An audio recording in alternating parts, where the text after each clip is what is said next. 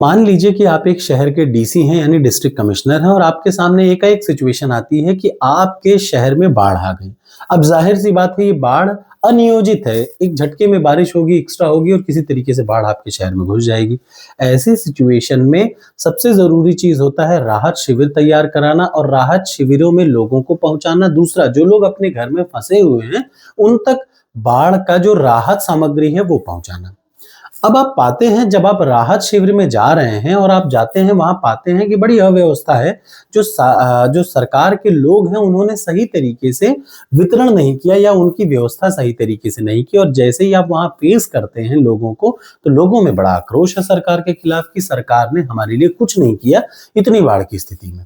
ऐसी सिचुएशन में क्या करेंगे? तो ऐसी सिचुएशन में जो सबसे पहला काम एक डिस्ट्रिक्ट कमिश्नर को करना चाहिए वो ये है कि नेता ना बने।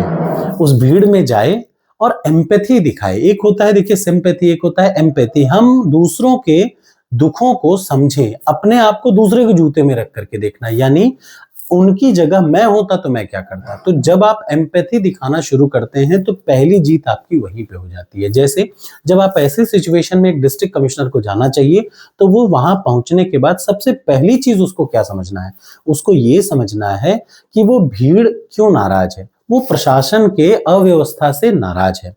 तो आप पहले उस अव्यवस्था की जिम्मेदारी लीजिए क्योंकि आप डिस्ट्रिक्ट कमिश्नर हैं। तो सबसे पहले आपको उन लोगों के सामने अपनी गलती को, अपने प्रशासन की गलती को सार्वजनिक रूप से स्वीकार करना है कि सॉरी सर, सॉरी बाबूजी, सॉरी माताजी, मैं मान रहा हूं कि गलती हुई है, इन सब की गलती के लिए मैं जिम्मेदार हूं। जैसे ही आप ये गलती एक्सेप्ट करते हैं तो भीड़ का आधा गुस्सा खत्म हो जाएगा।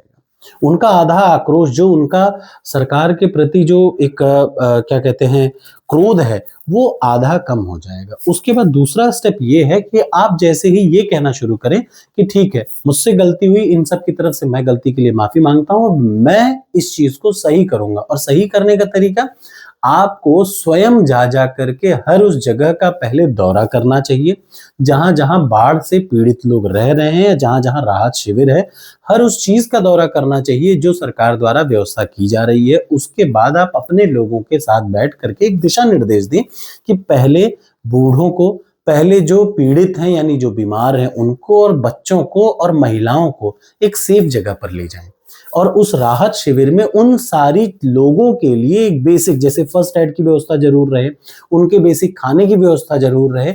इतनी चीजें जब आप करेंगे तो 2 से 3 दिन लगेगा और उस 2 से 3 दिन में आप उसी जनता का दोबारा भरोसा जीतने की कोशिश करेंगे और आप इसमें कामयाब भी हो जाएंगे। लेकिन अगर आप ये सोचें कि वहां जनता चिल्लाने लगी, अरे अरे बेकार है, आप अपना मुंह चुरा के भाग गए, तो ऐसे एक डीसी का काम नहीं चल पाता। ये आपको समझना होगा।